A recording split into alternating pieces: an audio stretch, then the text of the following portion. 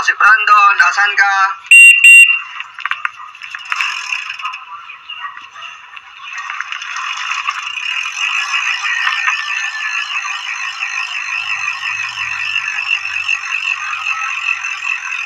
Tara na, ako si Brandon, padyak na.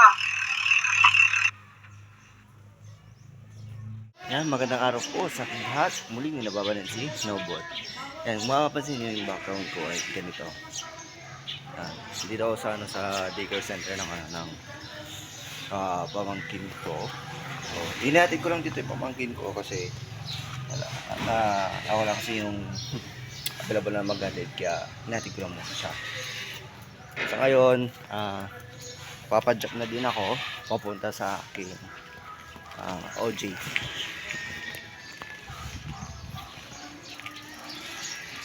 Di ba kanina pa naka-open yung yung aking Strava. Pala ba ako makalimutan ko to. Lord, always guide me on my way. Going to my object.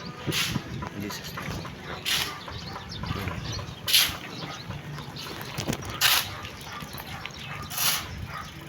Okay. Paglilinaw lang po, baka may maglagay dyan sa may comment section bakit ibang kamay yung ginamit ko. Well, okay lang naman yung ibang kamay, wala namang problema doon. Goods lang naman yun. Kung wala ka naman kanang kamay, hindi yung anong gagamitin mo pang sign of the cross. So, okay yung kaliwa. At least hindi mo nakakalimutan mag-antanda.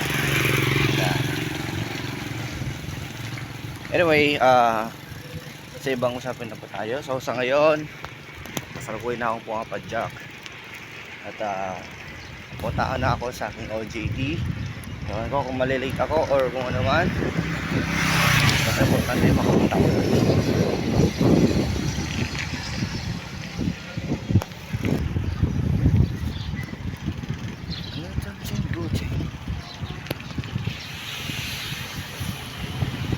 Parang smooth tuloy ng ride ko. May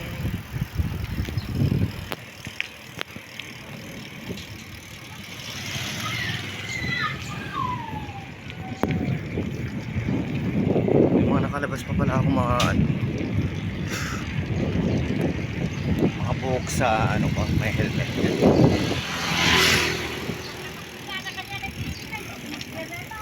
So, heto na nga yung yung update ko sa inyo. So, nung nakaraang buwan ay doon sa OJT namin noon, mga 2 days pa lang kami noon. 2 days pa lang sa OJT. Then doon sa OJT na yon, yung may ari ko ng pinag-OJT-an namin ay nagbakasyon po sila. Kaya naman 2 days pa lang yun. And kung mapapansin po ninyo sa mga uploads ko dito sa aking YouTube channel na Tipkir Pedal, kung mapapansin nyo bakit parang iba-iba, parang kanya-kanyang parang content of the day. So parang hindi siya nagiging synchronize. So hindi kasi ako din nakapag-update nung day 2 ng OJT na magbabakasyon pala yung may-ari ng pag-OJT. So ang naging upload ko nung day 2 ng OJT is tungkol dun sa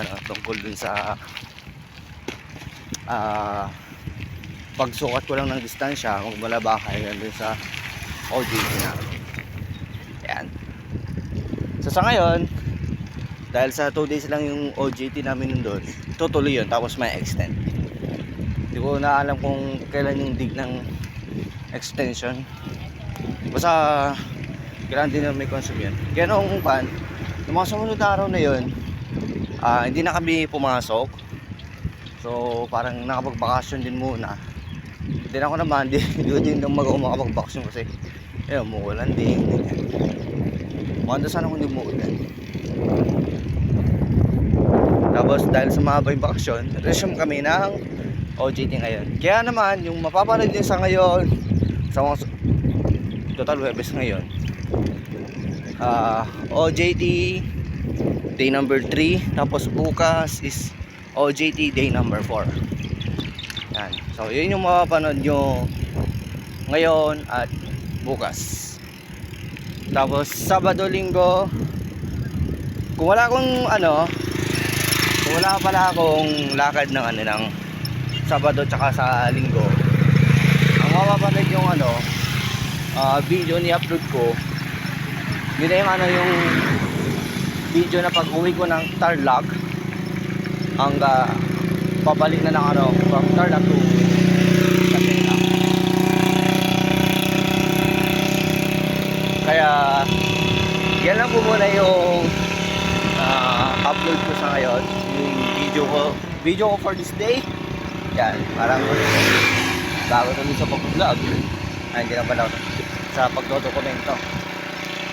Yan naman, yan lamang po muna sa araw na ito. And maraming salamat po sa inyong walang sawang pag-support at pag-subscribe. Habang bumabasa ko, meron akong dito sa ako na to, isang ID. Yan, so ito siya. Ngayon, di ko tuloy alam kung paano ko na naman ito maisasawag sa may-ari. Pero I will try my best na na may kwentong tong ID na to. Along the highway, dito po banda. Yan. Sa ako na to. Basta dito banda. Dito ko siya banda na pulot. Dito po ang ID ninyo. Yan. Kaya naman, I will try my best po na na may balik ko sa inyo. Lalo ko na panahon kasi alam ko importante ito eh. Total may contact number naman dito. Pwede ko na lang siguro kung matawagan nila. Yan. Grabe.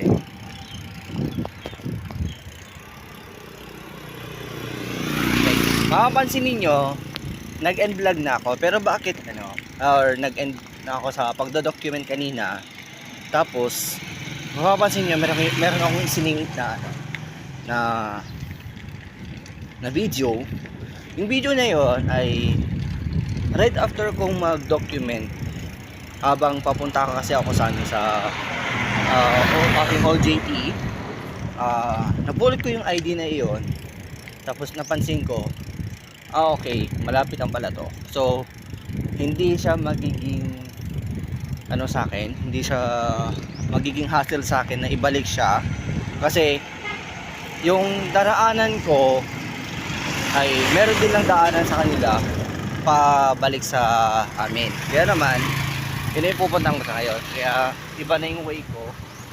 Then pagkatapos lang ng mga ibang kabayan dito, nasa mismong barangay na ako.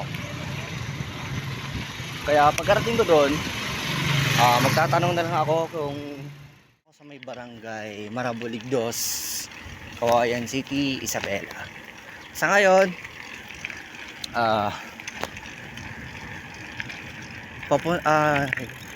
kasalukuyan ko na hinahanap ngayon yung bahay ng taong napulot ko yung kanyang ID. Dahil nga sa wala akong load, talaga magtatanong ako sa mga dito, sa mga residente dito, kung saan siya dito banda.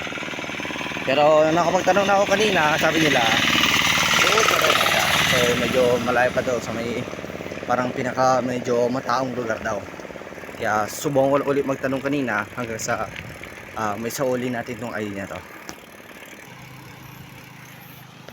Yan. So itong ID na na napulot ko, may napagtanong ako kanina. Then di ko rin sila pwedeng i-video kasi wala kasi silang dito pahintulot. Videoan ko sila. Kaya na lang.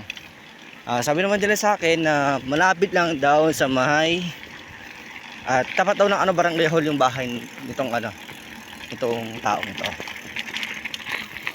Kaya dadako na ako, diretso na ako kaagad sa may tapat ng barangay hall nitong barangay na ito para may sauli ko na tong ID.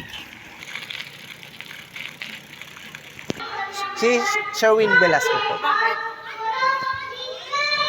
Opo, na-pull ko ba itong ID? Saan ka pa galing po? Sa ngayon ito, di bale, dito pala yung bahay ng may-ari ng ID na napulot ko. Kaya successful naman na naibalik natin yung ID. Yan. So binigyan din na lang ng may inom. Yan.